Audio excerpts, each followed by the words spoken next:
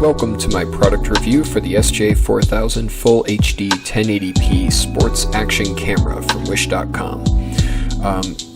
This is a GoPro ripoff looking camera that basically is marked down supposedly from $70 to $13 base price, with a potential for up to an $11.50 base price if you buy it with other shoppers.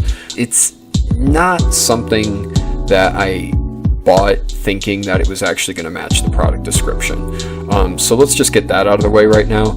If you are buying this and you're on the fence about whether or not the quality is going to be there, this that you're seeing right now is the 1080p setting of the camera.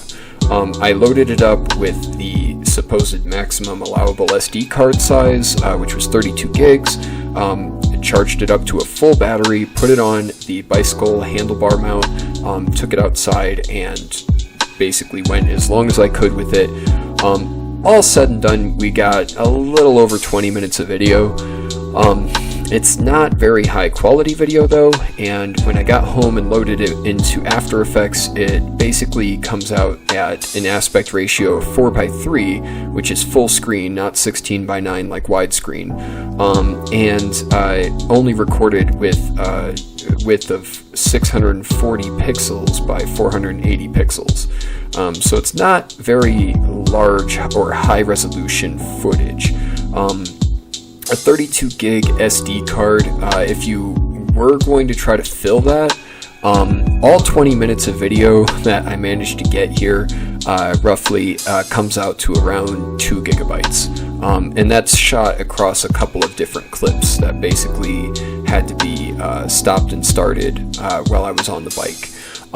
The footage had a tendency after about 15 minutes around that mark to just stop recording, and then you had to press the record button again. So if the video would record, if the battery was there, it would just start and keep going for approximately another 15 minutes, and then seemed to cut at a certain point. Now, this is not very stable either, is one of the things that I want to stress. The footage that you're seeing has been run through the YouTube stabilization filter. It took a while to process. The original footage was very, very bouncy, very shaky. The bicycle handlebar mount that comes with the package does not do a very good job absorbing any of the shock from the bike trail, from the sidewalks. You could see it in the footage a little bit, that these bumps that I'm going over are not very large. They're very smooth sidewalks. To be honest, this felt like a very smooth bike ride. Looking at the video footage, you would think that I was literally going through the movie San Andreas, like earthquake happening and all. It's complete chaos, and without the stabilization you could barely see what's going on in this footage. The stabilization actually brought it way more into focus, and it actually created a bit of a coherent image. So if you are going to use this for anything, definitely upload your footage through the YouTube stabilizer and then try to use it for something, because this is otherwise going to be virtually unusable. The power source is supposed to be a 5-volt 1-amp power source with a battery capacity that goes up to an hour and a half with a 3-hour recharge time and a working battery life. They say on here 80 minutes, after also saying an hour and a half. So it's a little hard to tell what they're actually trying to say the battery life is supposed to be. At least on this setting, it does not come out anywhere near to that, so just be prepared for that. Also, the OS versions that it says it works on, Windows XP Vista or above, Windows 7, 8, Mac OS. I only tried it in Windows 10. It worked in Windows 10. Didn't have any problem. So you can also get this camera in a variety of colors. I ended up getting the black one, just a basic one that would blend in with pretty much anything that I put it against. It also comes in white, gold, silver, pink, yellow, blue. it generally has the look on the website of a GoPro. It's intended to be used in that way. It's just going to be a little bit difficult, especially if you're putting this on a bike with the handlebar mount, to get decent quality footage out of it.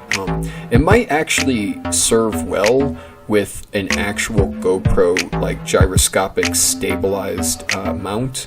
But if you're already spending money on that, why are you using a $13 camera in the first place? Is kind of the question there. So as far as stabilization goes and all that, you're kind of on your own with that. So be aware of that. Be aware of battery life. But otherwise, this is kind of a fun product. Enough with the negatives. This is actually kind of an amazing little thing for the price. You would not think that you would get even this quality video, to be honest, out of a camera that costs anywhere from, I've seen it go from $7 in some product listings to anywhere like $20, basically. Around $20 is where I would say maybe that's the upper maximum of what I would spend here. And that's mostly because when you buy it, you get a couple of different mounts. You get some extensions. You get stick-on, like dashboard mount is what one of its intended purposes. Now, if you are putting this on a dashboard, imagine, the shakiness of what I'm showing here accelerated to a much higher speed. I cannot imagine that you'd be able to read a license plate, for instance. That's one of the big uses of a dash cam is, accidents, kind of getting just some basic footage, but you cannot see the license plates on these cars very clearly. And I'm right next to them. It's just not going to be high enough resolution to really get that. The stop sign you can see is visible there. Other than large, obvious, fluorescent road signs, though, you're not really seeing a lot of identifiable information about vehicles, other than just the general body shape and maybe a brand logo on the back, that kind of thing.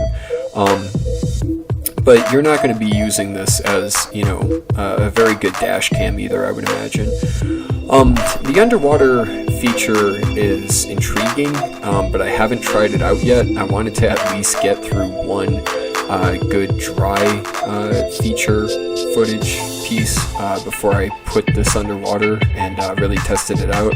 I have a feeling that the mount is not meant to be 100% submerged, but rather kind of like a protect it from the rain sort of thing, where it's not going to leak really, from 100% submergence, maybe at a depth of like 10 feet or something. There's a little bit of water pressure on it, I don't necessarily think that the quality, given what the product is really going to be enough to withstand something like that. So I might try it out, but I also might take it for a couple more test runs like this, just before risking, destroying it completely, or at least before I get a second camera to film that with, which I hope that I could find something on here that is high enough quality to get the details. That being said, it's pretty easy to take the camera out of the mount, actually. Right here I kind of stopped just to mess with it, make some adjustments, and take it out to just kind of see if it was recording. It's hard to see the screen, that's another thing. So what I did is I just unclipped the top of the mount there that you could see, and that back door kind of just folds back, and then this is just the camera like normal, just in my hands. So you can see if you hold it steady, it's not too bad. If you put it in the bike and on the mount, you do get a little bit more of that lens flare that's kind of happening there from the sun. That's just reflecting between the actual lens of the camera and the outer plastic of that housing. This is a brand new housing though, so no scratches or anything have gotten to the front lens cover. So this is in pretty good shape, and you can see a pretty clear image through that, which I was impressed with. It's not cloudy plastic or anything really. It's the lens flaring is mild at best, and really not that much of a problem.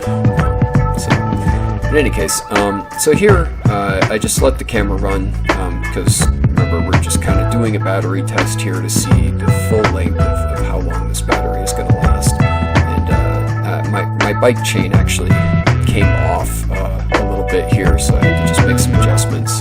So I just put that on the ground. Flip this over real quick and take a look. But in any case, the camera actually is still recording. So right there, yeah. So this is the whole time still recording or whatever, and basically no footage time was lost or anything here, even though it goes dark there for a second. But in any case, I had to double check the timer on this to make sure that it was still rolling, because that's one of the options that I have not actually bothered to set, was this date and time that's rolling at the bottom of the screen here. That disappeared for a second, but the camera battery was still going all the time. So here I'm just about to get on one of the bike trails. So this is the Cherry Creek Trail, actually. So during the course of this video, I'm only going to go a couple of miles kind of northwest towards downtown Denver. You're going to get to see a good portion of this Cherry Creek Trail leading down there. And towards the end, though, it will cut a couple of times, just because that's me trying to reactivate the video when it had low battery life. So I threw those in there. If you're interested in kind of seeing the complete quality of this footage, keep watching all the way to the end. I'm going to put some music over it and just kind of be quiet and let you have at it. It's about 10 more minutes, so it's something if you're interested in trying to just get a cheap solution, I would say, for just putting a camera on a bike or something mobile. Maybe if you wanted to give it a shot as a cheap dash cam. And if you enjoyed this review and want to see more things like this before you buy them, be sure to like, comment, subscribe, share the video, and as always, thanks for watching.